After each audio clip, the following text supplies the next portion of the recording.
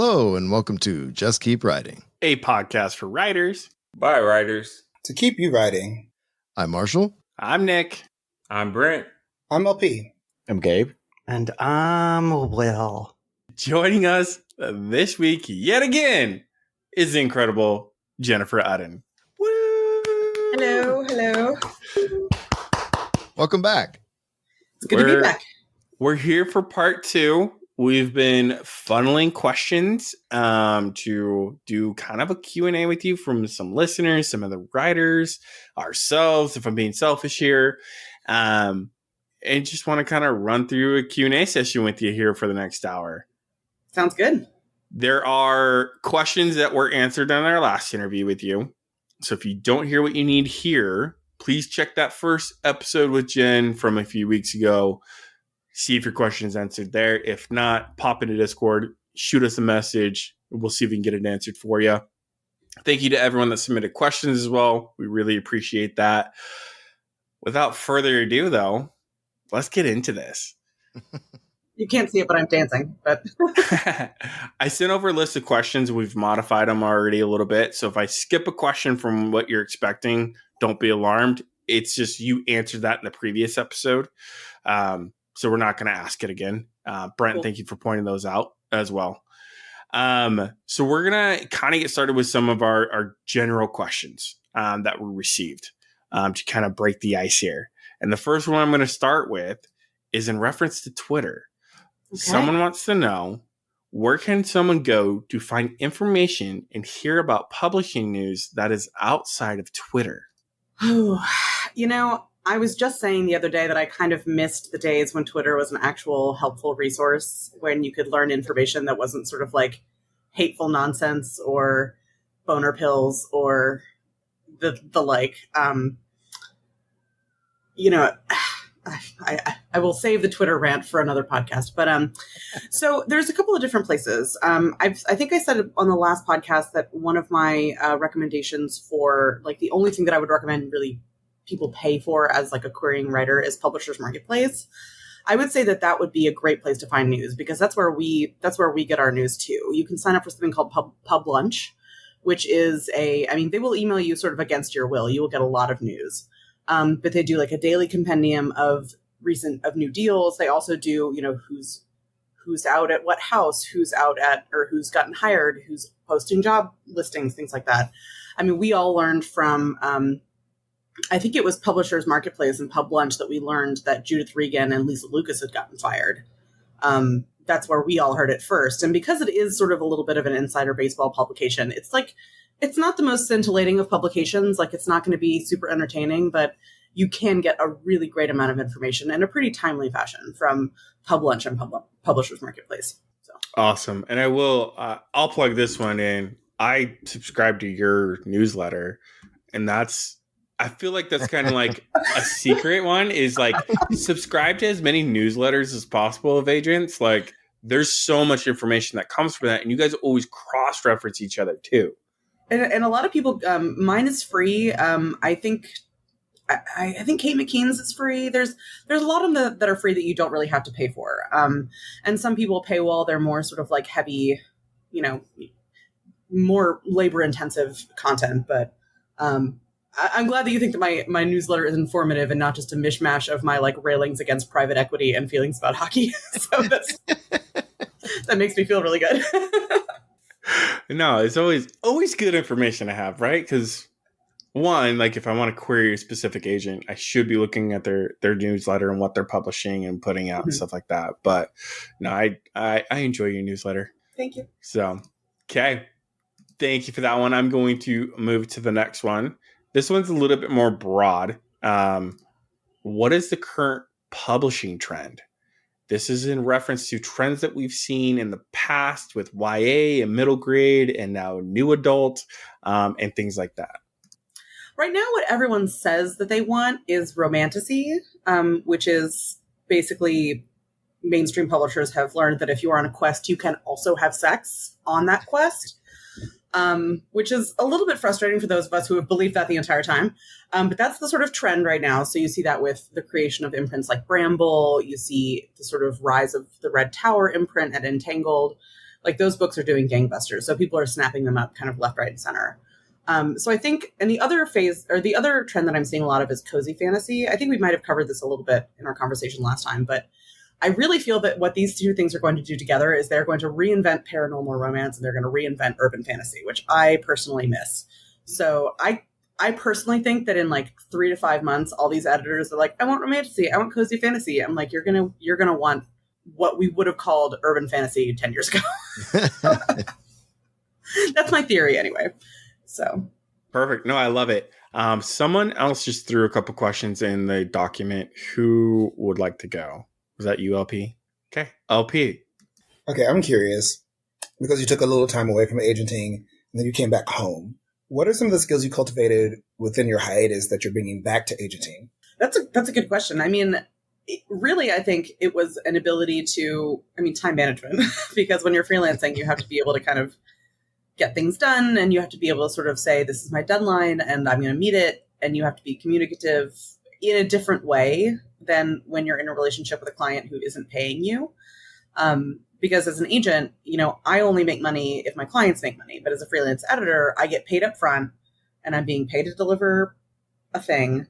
And at the end of the day, if they don't, if I don't deliver that thing on time, that reflects badly on me. And if I deliver something that someone like hates, that also kind of reflects badly on me, but not to the same extent. I think it also sort of, my time away kind of taught me that I really missed being involved in stories in like a more fundamental way. And I think I read more and more broadly while I was not agenting than I had ever in my life. When I was agenting before, I read pretty deep into, contemporary, fantasy, science fiction trends. I was trying to keep on top of,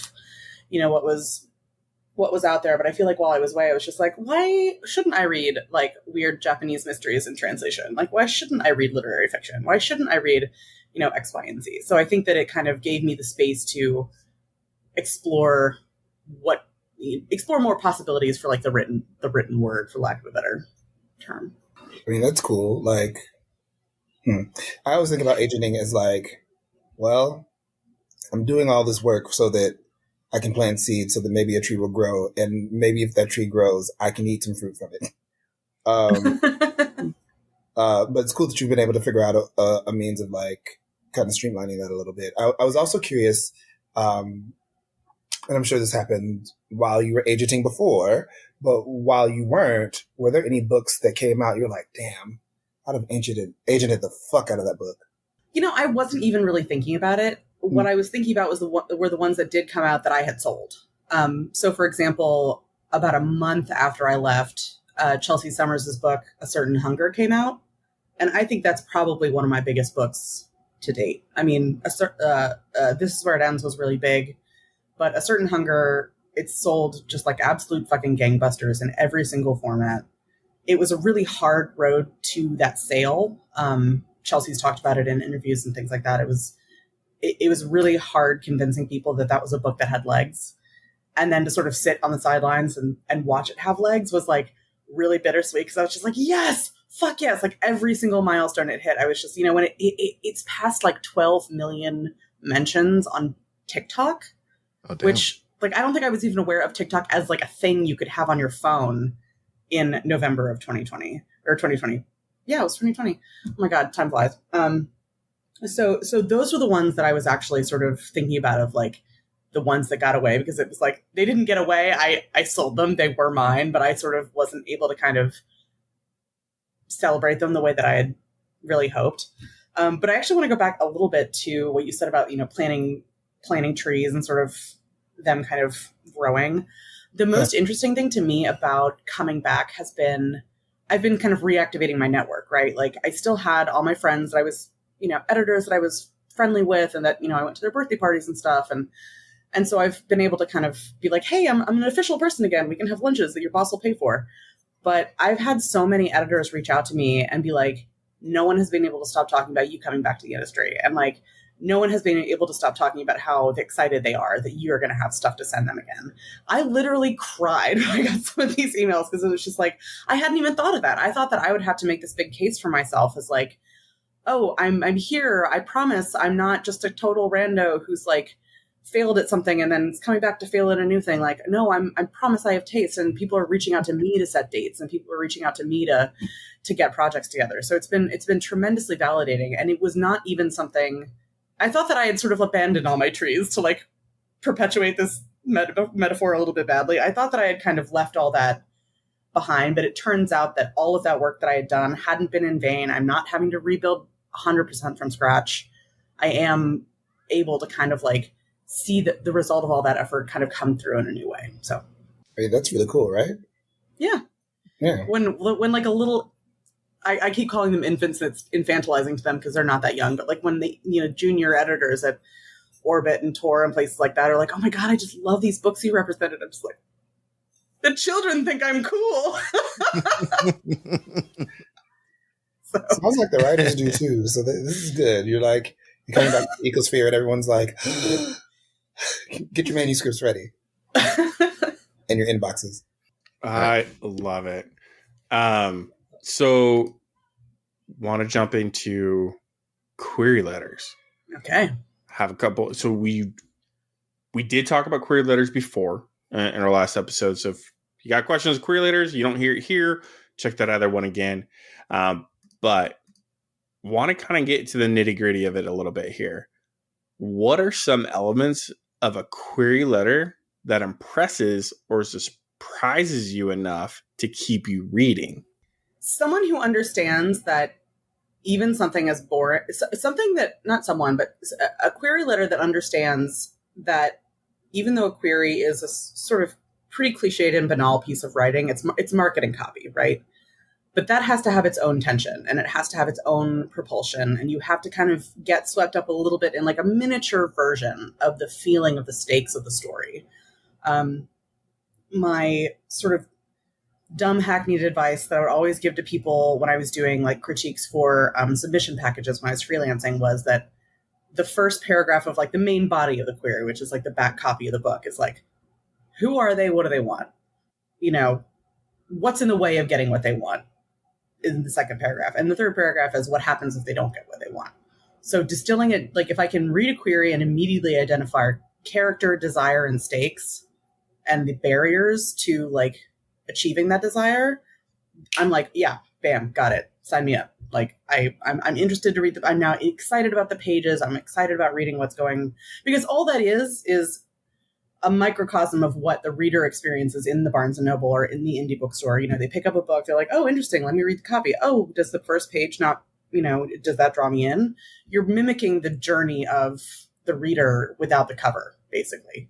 So if a query can successfully do that, and like, it doesn't have to sound super slick, like, HarperCollins trains their, best and brightest to write these, beautiful, they really want AI to do it so they can fire the best and brightest, but that's a whole nother rant. But, they people are trained to write these kind of cover copies. So if you can even approach like a modicum of that, I'm like, okay, you understand what this is trying to do. Because it's such a separate animal, right? It's not a summary. It's not an elevator pitch. It's not like, just sort of a bald face, like paragraph long summary of a book. It's a marketing copy. It's supposed to draw you in and kind of get you excited. So if it can do that to any extent, then I think it's successful. Perfect. And I know you mentioned that last time too. It is marketing copy. So like kind of query letters come with a certain level of, like we get the gist of it. It doesn't need to be perfect, right? It doesn't need to be perfect. It just, don't make the major howler mistakes. And then we're like, all right. Yeah. So another question for query letters and querying, right, is the importance of comp titles. So the official question, right, is how important is it to come up with comp titles in queries? And then are you supposed to say it's like X elements in X book and things like that? I mean, they're important to the extent that I feel like comp titles are really good. They're more important when I'm sending things out, right? Like when I'm sending things out, I'm using those comp titles as like, I'm giving you an indicator of what I think this could sell, in the very immediate future. And I've got BookScan and I've got all these tools at my disposal. But when I look at a query letter, I'm looking at it to say like, okay, this is what you've described your book as. These are the comps you're using. Do they make sense, or are you just grasping? Or have you just Googled most recent, have you just looked at the Goodreads top 10 fantasy novels? Because that's often what it comes down to, is it's not as though they're like, I can always tell when someone just hasn't read a book in the genre in like 5 years, because they're using titles that are not even that they're super out of date, but they just like, oh, I heard that Harry Potter is big. I heard that Lord of the Rings is big. I heard that kid J.R.R. Tolkien has like a bright future in front of him. And you're just like, all you're doing is you're familiar with media franchises. And so to me, if I see someone who comps a book that has been written in the past decade, I'm like, okay, this person probably has read that book. That person probably had that book in mind when they were writing this one. It's sort of useful. So I'm using it as a gauge of like how engaged someone is in the genre that they're trying to get into. So for example, one of the first book I signed had a group of comps, and I was familiar with 2 of them, and I was not familiar with the third. And I Googled it and I was like, this is a great comp. I don't know this book. This is a book that came out recently, but recently enough that I hadn't quite gotten around to it. So it showed me that this person knew enough about their own book and about what had been published recently that like they were familiar. So that's kind of what we're using the comp titles for. Honestly, if I get a query letter that doesn't have any comp titles, that's fine. If you don't have anything that you can really think of, that I would say like for fans of like swashbuckling adventure, lush romance, like deep world building, it's not the end of the world if I don't have a comp title, but it helps if you have a good one. That makes a lot of sense. I think that's something I probably focus too much on at certain points. Because, there's never going to be a one-to-one analog, right? Because, if you had a one-to-one analog, all you've done is you've written fan fiction of the comp, and you are going to get published anyway. I did have someone query a Star Trek book, bless their hearts. And I was just like, I have terrible news to you about copyright law. My friend. But yeah, I mean, you want to give people a sense of like the vibe and the tone and set expectations, so that like if you comp something to a memory called Empire and you deliver something that is like The Expanse, expectations and reality are not going to match up, because on the one hand you have this, cerebral, intellectual, quite fast paced and compelling sci-fi novel about like colonialism and translation, and on the other hand you have The Expanse. So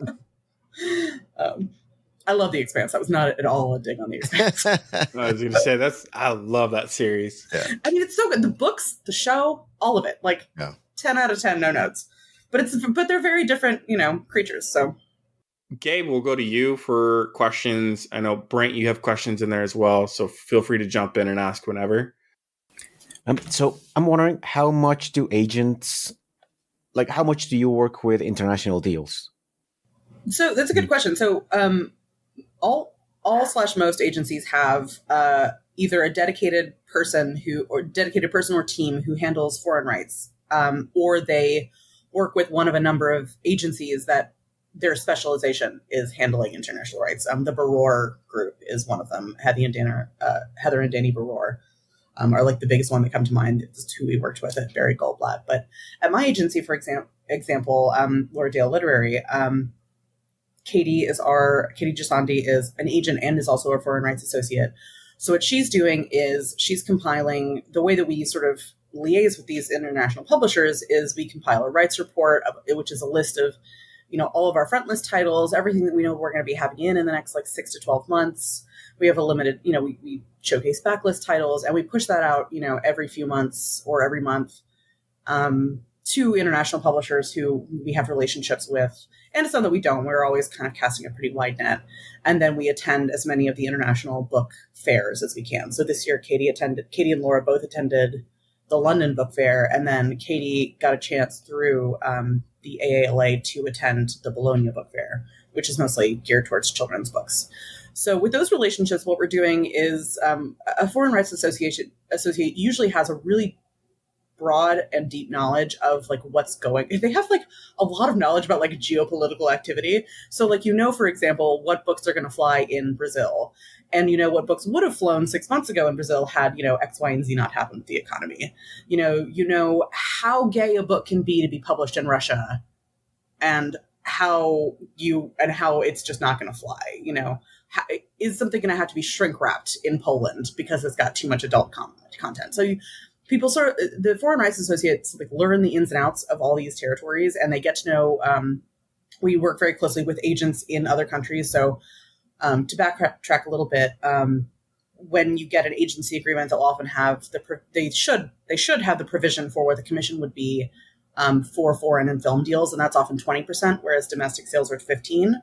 And so with the 20%, that's so that you can split that 10% with us and with the foreign agent. So we have very close relationships with a number of agencies abroad, with publishers abroad. So those relationships are sort of always changing and ongoing, depending on what's working in any territory at any given time. Yeah, that's Apparently, fascinating. When I started out, Scandinavia was we only want epic fantasy. We want swords, we want sorcery, we want runes, we want, wizards, we want the very kind of classic epic fantasy feeling. And I don't know if that's still true, but it was very interesting to be there's we're not interested in that. Give us something that is exactly like Brent Weeks, but different. But so that would be what the meetings would be like when I was starting out. Yeah, I've heard that over there they're very interested in, at least in Norway and Sweden, they're super interested in crime. Oh yeah, so it's because it's so dark there. That's never. I'm pretty sure that hasn't changed. I'm confident that hasn't changed in the time that they don't have crime, so it's. Mr. Will, my question is then, how does that fare then for marginalized writers to get their work internationally? Is it more challenging, and how do you conquer that? It can be. It can be challenging because, you walk into a meeting and someone's just the people of my country cannot relate to this particular struggle. And you're cool. That's a normal and not at all kind of racist thing to say. But to them, they're just stating sort of a bald market fact.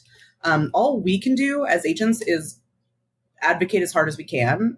We obviously can't control what other people buy, but we make sure to include everything in our rights reports. We make sure to talk about it. We make sure to, highlight things as they come forward and as we have them, because, they might think that they might think that something won't work, but it might. And our job is to convince them.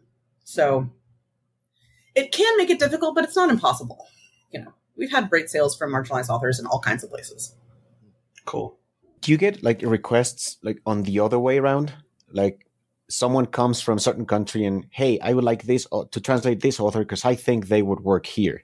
Yeah, if we get requests to just sort of from independent translators all the time, but we do definitely get requests from publishers and agents saying I think that this would work really well. And then we're always really excited because we're yeah, absolutely. Let's talk about it. Awesome. It's a two-way street in all senses of the word. And they come over here and have meetings, and we go over there's a lot of back and forth and travel and communication. So it's one of the areas that I kind of, if I had done it all over again, I might have wanted to do more foreign rights stuff, because when I was in college, I was in international relations and politics, and I learned studied all these languages. I wouldn't say I learned them because I don't speak them anymore. And I think that could have been cool to pursue, but at this point, I think that's probably not going to happen. Okay. I kind of want to talk about when you're working with a publisher, how is it from the agent side that you're making sure that your client is getting the most marketing that they can? We have no way of knowing if they're getting the most that they can. We are operating in a black box of the information that we are given from the publisher. And so our job is to be either the friction or the grease, as someone said at the US Book Show last week. We're either the person who is the squeaky wheel, so that the author doesn't have to be the squeaky wheel, going what's happening, when's it happening, what are we doing about X, Y, and Z. A lot of times we just have no way of knowing. All we can do is make our own best good faith efforts to push and encourage and cheer on the marketing and publicity department, because also there's, if they publish 100 books in a season, there's 100 other agents out there doing the exact same dance. And it comes down to how much did they pay for the book? Because sometimes it is true that if they pay more, they will put more effort in because they have more to lose. But sometimes that's not true. I've definitely had deals where, and colleagues of mine have had deals where they pay six figures for it and it's just dead in the water because, who knows what happens. Things change at the house. The priorities change about the sales team. The Barnes & Noble suddenly decides that they're not buying YA hardcovers or something. There's all kinds of decisions that are totally outside of even the publisher's hands. So all an agent does, a good agent can do, is to just work as hard as they can and demonstrate to their client that they are making an effort, because oftentimes so much of what we do is invisible and behind the scenes, and it's really rough. It can be really difficult and it's not really fun. It's my least favorite part of the job. If you had a client, this is a question that keeps coming up in my little circles. If you have a client that feels like they're not getting the appropriate spotlight on it. I was going to say, I feel like I was yes, I knew this was coming from a place and not a general. Yeah. This feels pointed. Yeah.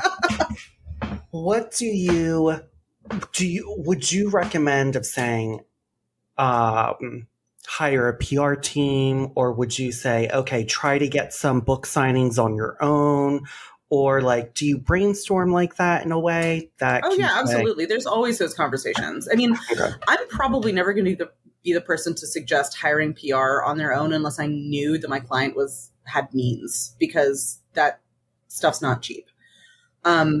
What I always encourage is, and what most agencies do, and this also happens at the publisher level as well, is there's always these author questionnaires of who do you know? What's your local indie? Do you know any booksellers there? Where do you buy books? Where do you talk about books?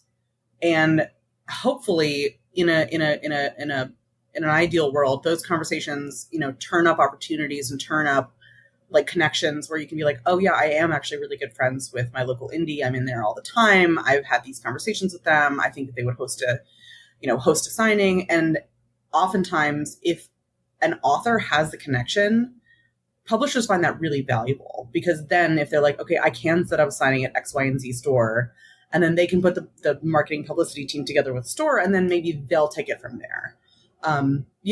Authors do have to do a lot of legwork these days. It's unfortunate, but it's also just the way it is, and it has been for a really long time.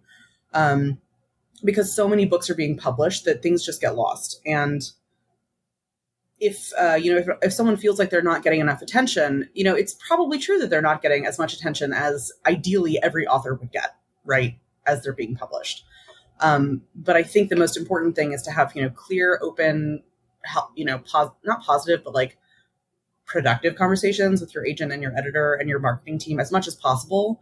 Because if you're sort of sitting there stewing why isn't X, Y, and Z happening? Well, there's a certain amount of sort of going out and getting it done, or going out and asking for it, that sort of gets the wheel moving, which is, again, not ideal. And it puts the onus on the author in a way that I don't always love, because, I mean, my own example, I self-published a romance novel last year, and I think I talked about it a little bit last time.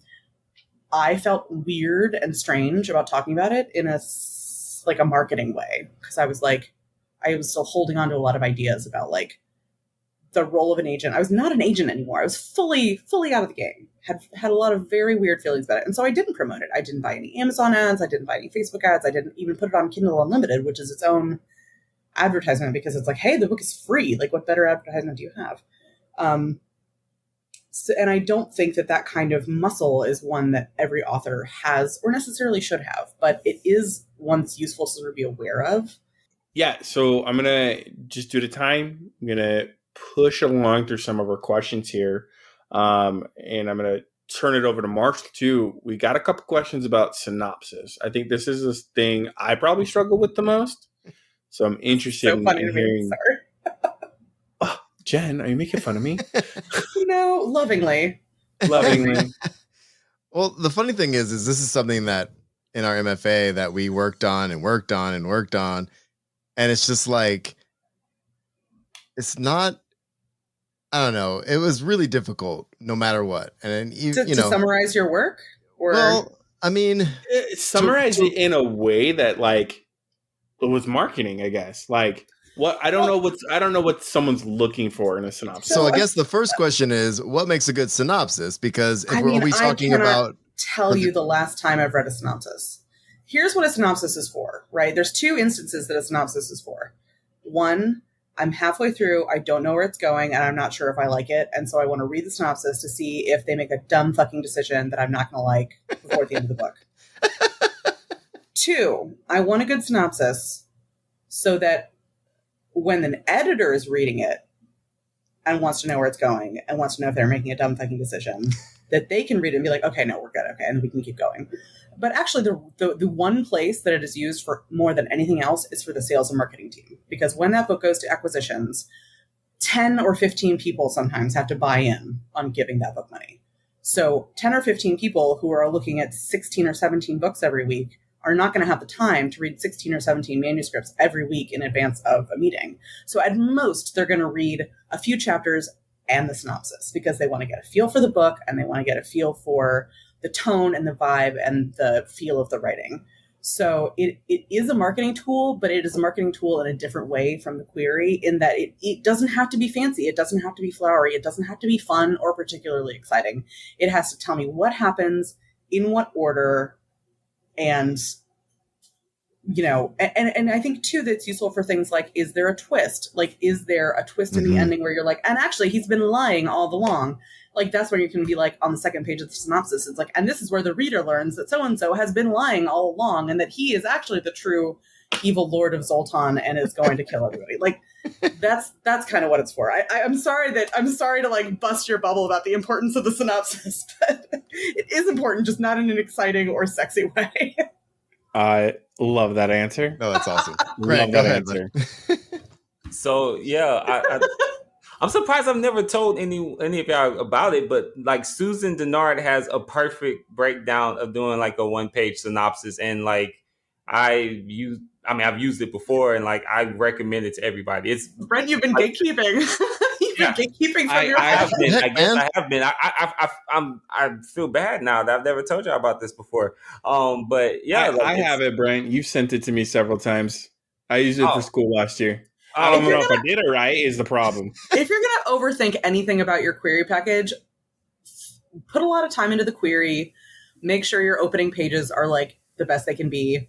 The synopsis is what it is. Like, it's really a reference material for other people who aren't, ready to buy the ticket, or they're being asked to buy the ticket and they're not sure because, they've got 16 other tickets that they're being offered. I'm really extending a lot of awkward metaphors today. So No, I dig it. I think I love it. I think what's happening though too is like we got to the point to where we started overthinking everything, and it's like, is the synopsis the end all be all kind of thing, like part of the package, or can we just write what happens in the book and focus on other things? you can write what happens in the book and focus on other things. Okay. Thank you for that. So we have a question from our community. Will you always read the chapters regardless of the quality of the query and the synopsis? And I think because we've been talking about kind of the package here, but I mean, if I look at a query and it's like, I'm not really into this, and I skim and I read the first pages and it doesn't draw me in, no, I don't read it. Fair enough. When I was starting out, I would read every single page, and then I was like, this is time I'm never going to be able to get back. Yeah, that makes sense. Sounds really mean, but No, it's reality. Real doozies in my inbox.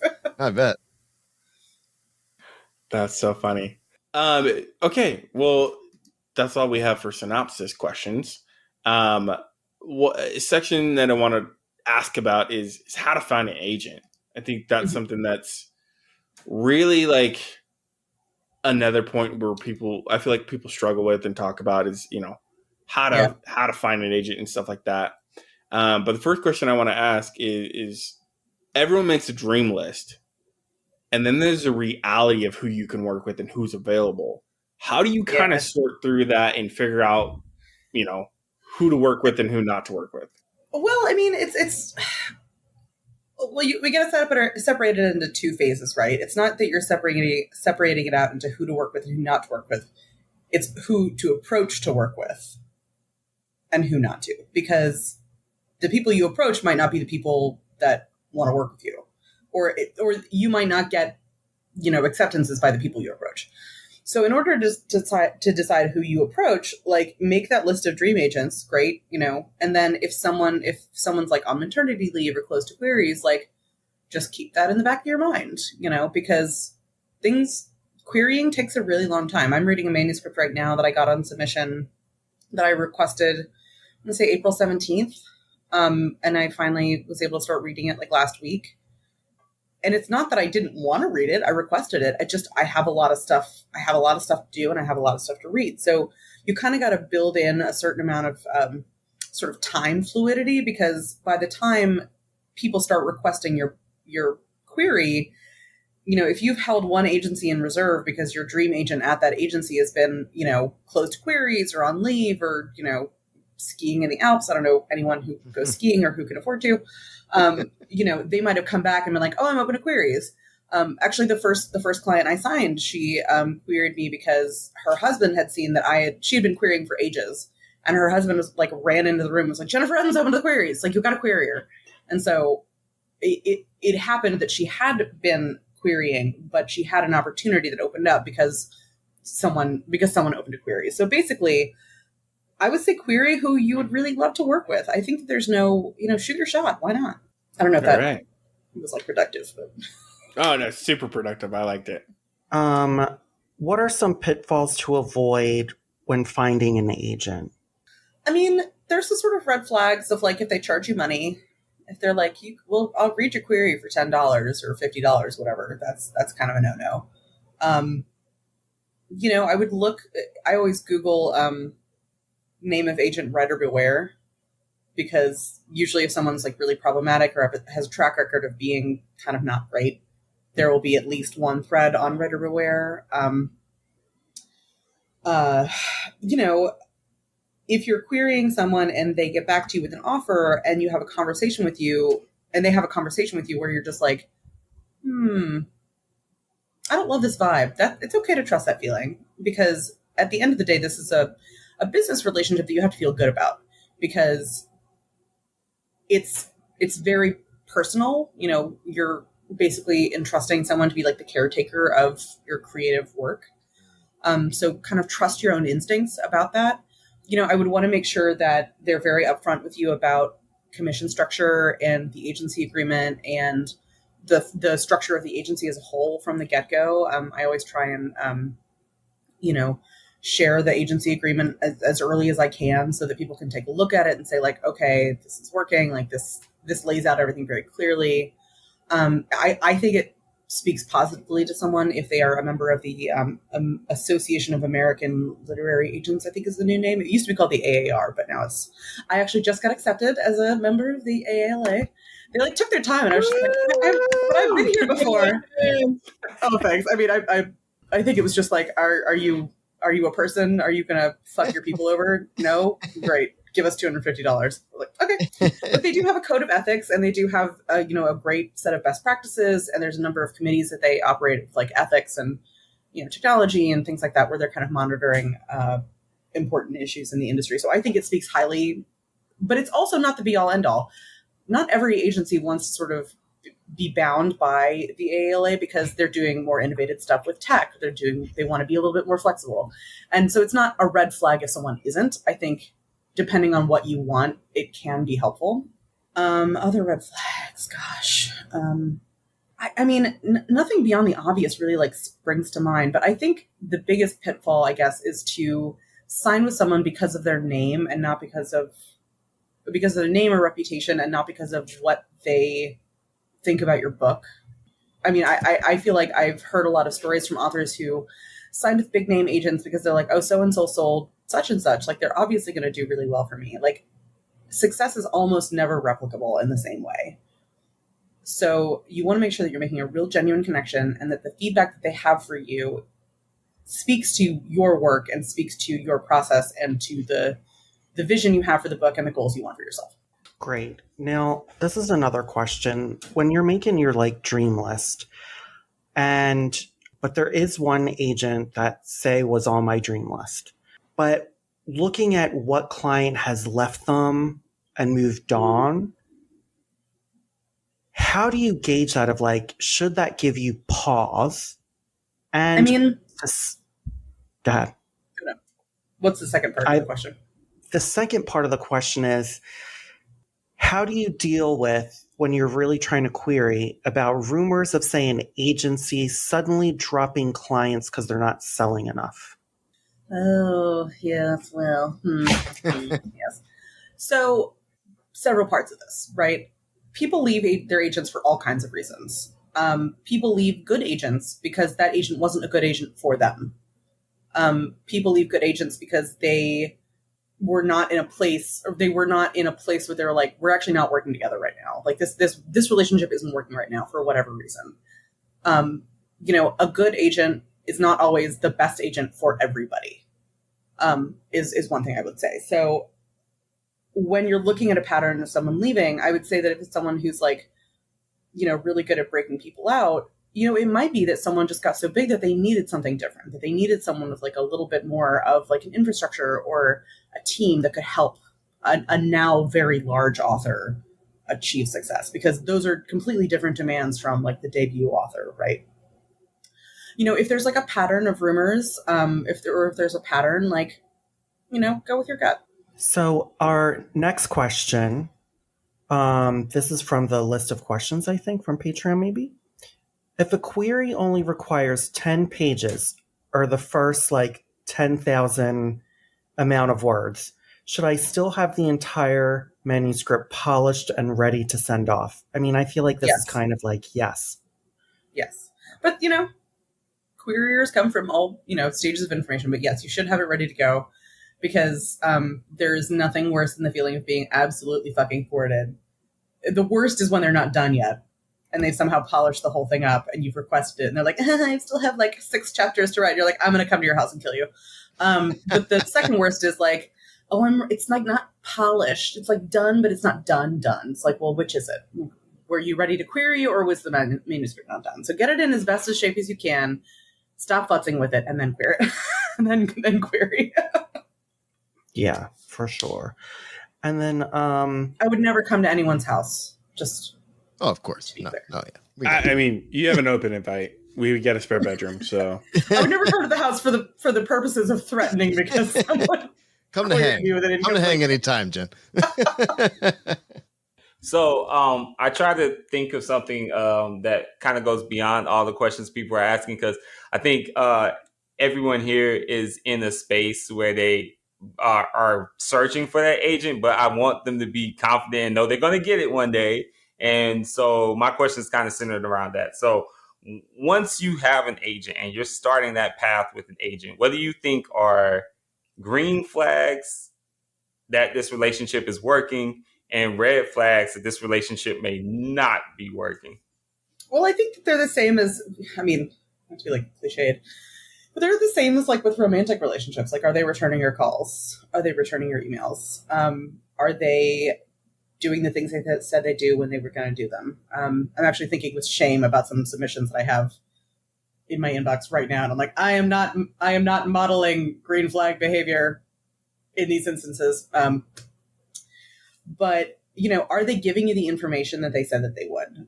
One of the most important things I think to me is that when I sign someone, I lay out, this is hopefully what I'm going to get the edits to you by. There might be a little wiggle room there. Our next step after that is we discuss those edits.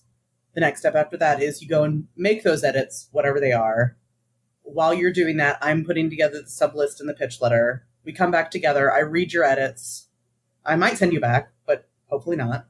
Once we've got something that's ready, this is who I'm going to send it to. This is what I'm going to send to them. This is when I'm going to send it. And then we have a conversation about what happens next in terms of communication. Because sometimes I feel like people are like, this is a red flag. I haven't heard anything from them. But if you had a conversation saying, when you're on submission, how much do you want to hear? And your answer was nothing. I'm going to give you nothing. I'm not going to tell you anything until you ask. because I take people at their word. I try to, as much as I can, deliver, to people's expectations. So, for example, I'm on a submission with something now. I got a really quick response to it. I sent it to the client, and then I was like, so here's the first pass on it. How are you feeling about receiving passes? Do we want to keep doing this, or would you rather like a monthly check-in, or would you rather sort of not hearing anything at all until we hear something positive? And I think that kind of, if you feel seen and heard and responded to by your agent, I think that that's like really positive. And that is a sign that, like, even if the book isn't selling, I think that that's a sign that the relationship is going well.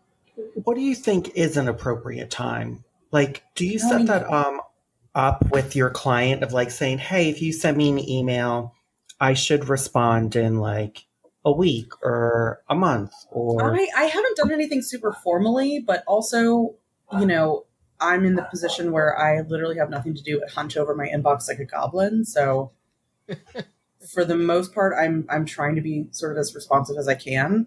Again, I'm thinking of like a situation where I'm like, oh God, I just don't respond to that email. Because like for everything, there's things that you're just like, I really want to give that the thought that it needs. So I'm just going to wait another day. And then you're like, it has been too many days. You must respond to that. But I feel like, if you asked a reasonable question and you haven't received a response in what you think is a reasonable time frame, that's just something to note. And it's also something to have a conversation about with your agent. Like, how long do you take to respond to emails?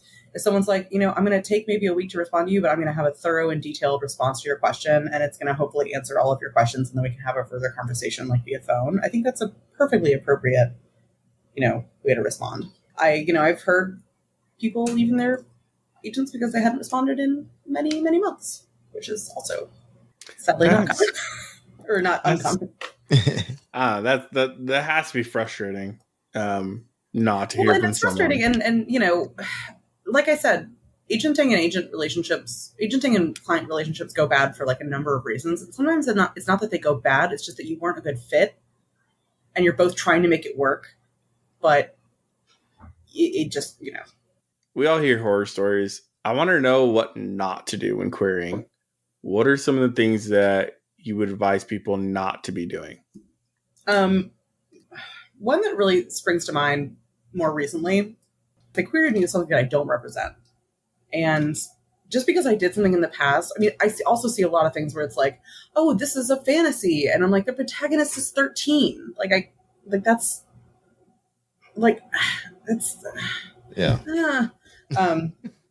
Querying me for stuff I don't represent, giving me stuff that's not complete. It's the sort of like regular baseline howlers. But the other one I would say is just being sort of aggressively negative about what agents do, because I feel like I've started to receive those again. It's like, I'm querying you, but like, I just don't think the agents are like worth it, but I'm doing this because everyone says I should.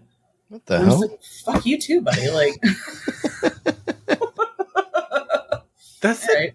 The dumbest thing I've ever heard. Well, I think that there is a lot of, pretty understandable sort of resentment and anger towards the publishing industry. But like, the fact of the matter is, there are so many books being published. One might say too many books, and there's just not enough space for everything. And not everyone is going to have, their moment in the sun or whatever.